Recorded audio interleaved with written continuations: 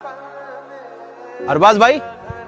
हाँ भाई आप ईशा की नमाज पढ़ते ही नदी के किनारे आके खड़े हो गए अकेले, सब ठीक है ना? हाँ सब ठीक है। मैं बस सोने की तैयारी कर रहा था। सोने की तैयारी?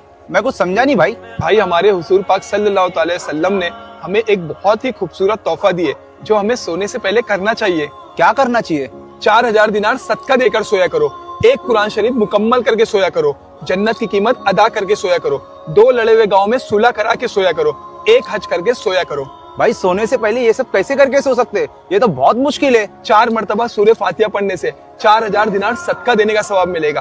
3 मरतबा कुल हु अल्लाहु अहद पढ़ने से एक कुरान शरीफ मुकम्मल करने का सवाब मिलेगा। 10 मरतबा दरूद शरीफ पढ़ने से जन्नत की कीमत अदा करने का सवाब मिलेगा। 10 मरतबा अस्तगफार पढ़ने से 2 लड़े हुए गाँव को सुलह करने का सवाब मिलेगा। और सोने से पहले अपनी माँ बाप की खिदमत करके सोया करो, एक हज का सवाब मिलेगा।